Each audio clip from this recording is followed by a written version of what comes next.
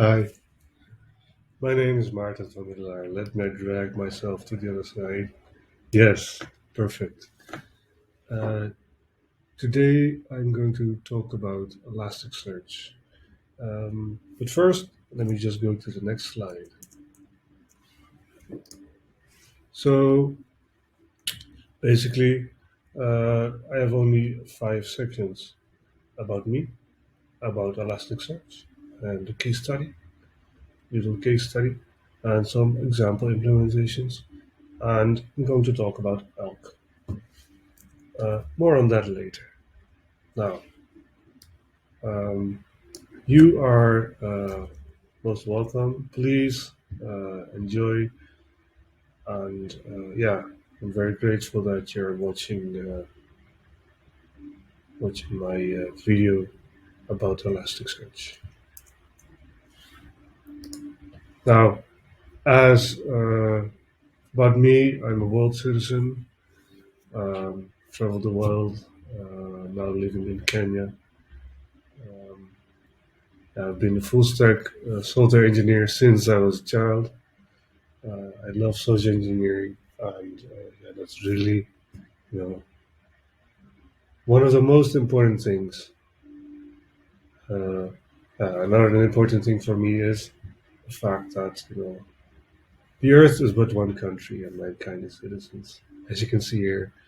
And yeah, so um, I'm really involved in helping other people better themselves. So hence, I'm a mentor. I'm software engineer mentor. I'm a father of two boys, and I'm a musician. I play the guitar, and being creative is very important. Now, let's move on. Let's talk about Elasticsearch. I don't know if you've heard of Elasticsearch. Maybe it's new for you, maybe if you work with it already. So I'm just going to start with the basics, right? Now, as you can see, I basically took this from the Elasticsearch website. Why? Because it says it all. Elasticsearch is a distributed, free, and open search and analytics engine for all types of data, including textual, numerical, geospatial, structured, and unstructured. Uh, so, what does that mean? You can basically use it for anything. Um, we are going to talk about how it works, but for now, let us focus on what it can be used for. Search in your application, in your website. You can use it for logging. You can use it for infrastructures, container metrics, and container monitoring. You can use it for application performance monitoring. You can so basically you can use it for many things. Yeah, let's move on. So first, it starts. It comprises basically of two things: ingesting the data into Elasticsearch. Um, well, how does that work? Well, I've created here a sample. I'm going to add the first document with ID 1 to the Devfest Addis 2021 right now. So this is the timestamp. This is the message, which is just a random message. And well, this is me talking about Elasticsearch. As you can see, it is a REST API, and I'm using a client to connect to it. Uh, and this is the response. You can see it's created in this case. So as you can see, Elasticsearch uses a RESTful API, and there's many software development kits available to easily connect with the client of your language of your choice, whether you're working with Python or maybe PHP or Java, or there's many uh, other clients as well. Golang, Rust, I'm sure they are there as well. So if you have used any of those, you can connect to uh, the Elasticsearch service running on a machine that you can connect to. Moving on, as you can see, uh, here I'm getting the data I just inserted. And I'm not getting the data, but I'm getting the mapping of the uh, mapping of my index. You can put your mapping specifically, but if you don't specify any mapping, Elasticsearch will just use the defaults for any given uh, uh, key value pair in um, your your post command in the previous slide. Now, as you can see, the mapping consists of different things, and most importantly at this time is properties. Properties, you can specify properties for each of your um, keys, or in this case, uh, we have two keys, or three: timestamp, message, and speaker. As you can see, each the speaker has properties, and these are also key value pairs where there's type, fields, well, there's a keyword. So later on, we'll see that we can use the keyword field as well. So it's basically text, but I can also access the text as a keyword, which I can use for features we'll cover later on. And then, let me move myself aside.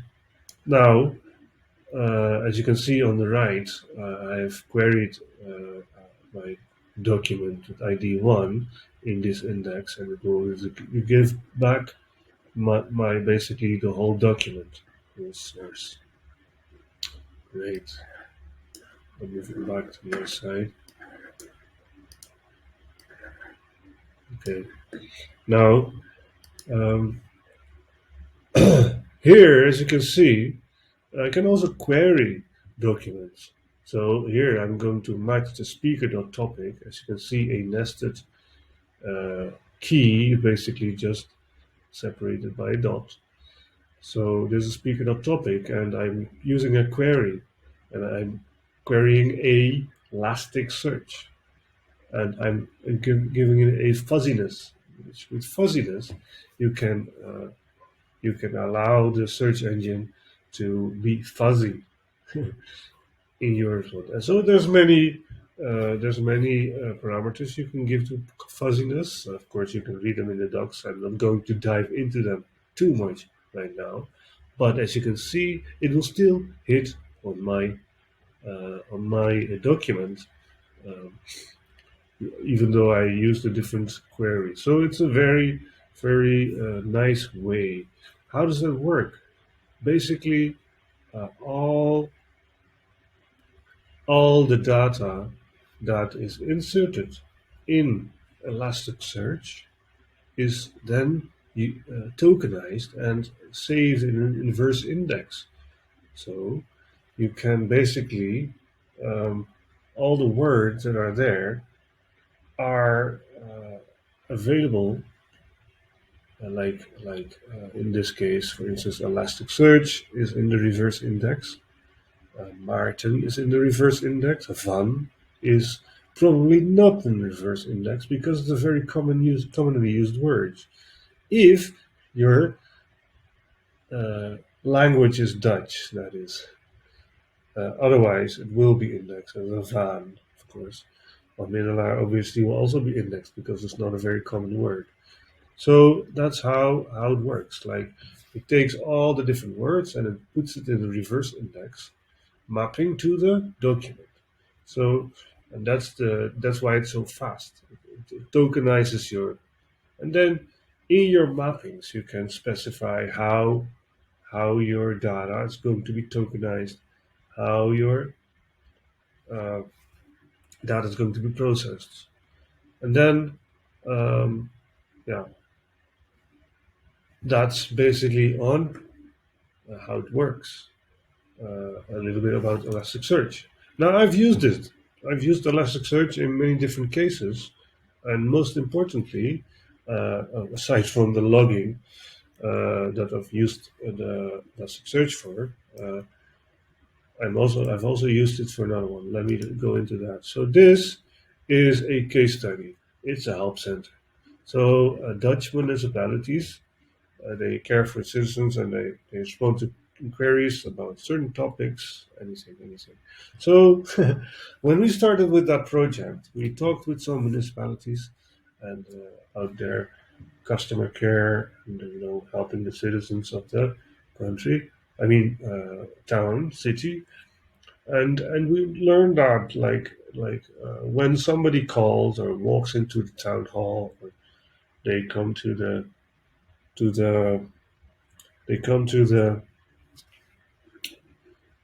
desk and they ask a question, and then of course the person answering the phone or talking to a person that's standing there, yeah, it has this computer and has many different tabs open for all the different sources. And not only that, they also have the stack of folders and their sticky notes on their screen, maybe on their desktop, all sorts of information about maybe current events or anything that's happening within the town.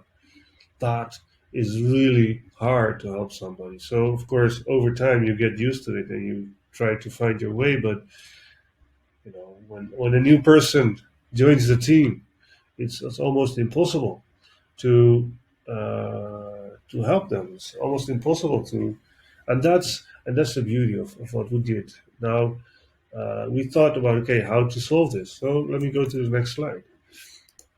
Basically, well, that's me on this picture there with my colleague at the time. Now, the solution was to import from all the different sources all the information. We used PHP for connecting to the different APIs to get all the data, even including agendas for people in their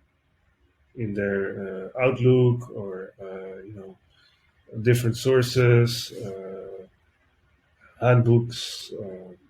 It could be anything basically. So yeah, we just imported that into the database, and then we also created an interface that put notes in there as well. So these were also saved, and then all those sources were indexed into Elasticsearch and adding them as categories or different indexes actually, and we used the query to query all those sources at the same time. You can imagine what a lifesaver that is, because for well, imagine if new person comes to work in your municipality and to really help in the customer care. Uh, yeah, like when you have just a search bar available for you and you can just type anything and you get all the information you need. Well, the way you compare that to, you know, having so many different tabs and sources, and so that it really allowed them to scale up in terms of, time saving, but also, for new people joining the team, it was like it took only like a few hours to get used to and getting up to speed, whereas before it took weeks. And well, that's the benefit. It's having one source to search, and also the temporary notes that they had about events, maybe current things going on. They would just insert it into the database, and it would be as a search result as well. And as a cherry on the cake, we added a feature. We saved all the searches that they did, so that the managers could even see what was actually asked by the citizens of the town, so they could anticipate and maybe work on the flow of information, or optimize the way that they interact with the um, the people of the town. Now that's a wonderful thing, isn't it? So this is just one use case of how we used Elasticsearch, and it is very fast. By the way, all of this was hosted on AWS. That helps in terms of deployment and stuff, but that's not the topic. Anyway, let me move on to the next slide. So let me just give some example queries. Of course, you can look everything up. I'm very, very fond of Elasticsearch. It's such a powerful tool in terms of search. Now, highlighting. Highlighting is one of these features. So, how would you use highlighting? As you can see, I had this random message get slash search HTTP 11200 and this number. Um, uh, I actually added it by mistake, but I can use it here. So as you can see that in my query on the left, I added a match query on my message, and the query was actually the number. And and what I also did is I told the in my query to highlight fields if there was a hit.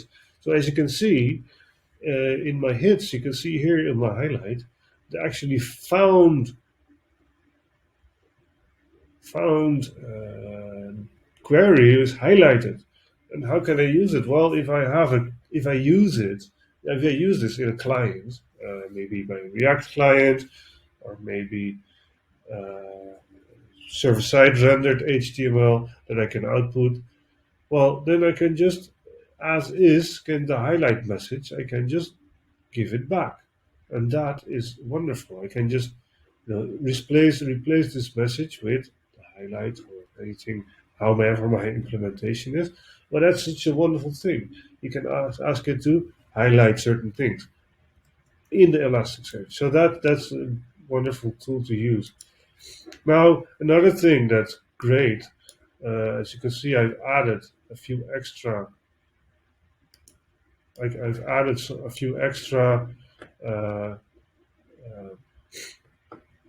I added some extra documents to the index, so I had some more, some more. So when you do this search, of course, you'll get all the results. I removed that for brevity, but as you can see here, you can get all the buckets. So I say, okay, I want aggregations, and this is called topics, and the terms I want to use is field, and I want to use the keyword feature for my topic. As you could remember from the mapping, I had this keyword automatically generated after I uh, you know, posted to the first time my first document to the Elasticsearch index that was created on the fly.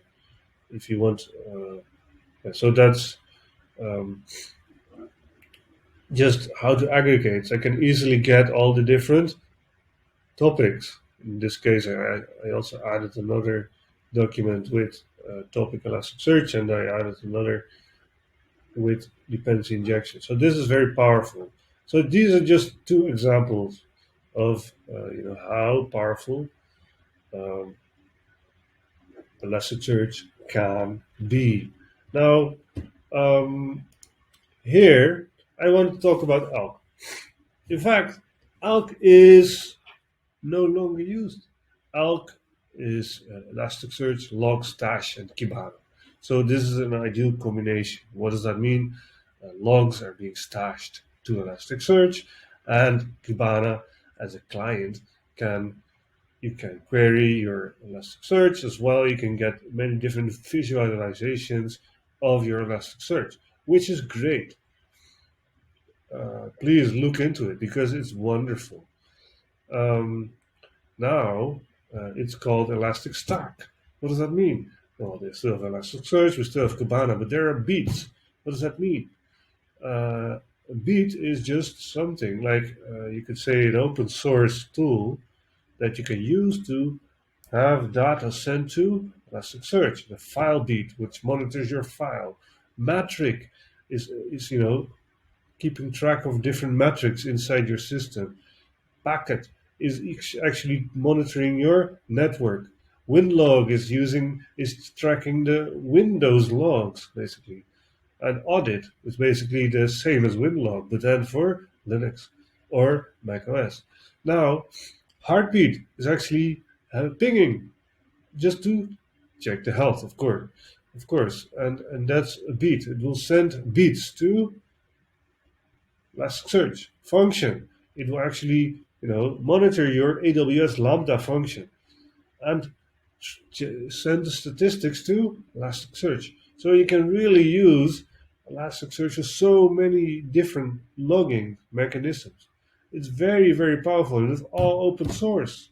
Of course, you can also host it at Elasticsearch. Then, of course, you pay for the hosting, but the tool in itself is free and it's wonderful. Um, so that's that. Um, I think if you haven't used Elasticsearch already, uh, play around. It's a wonderful thing. It's a very good tool to search in your.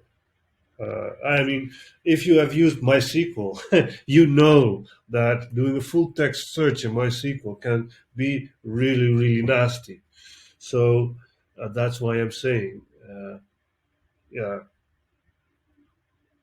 it's better if you index, even if you have MySQL database, just index your records into an Elasticsearch service on the same server or another server, doesn't matter.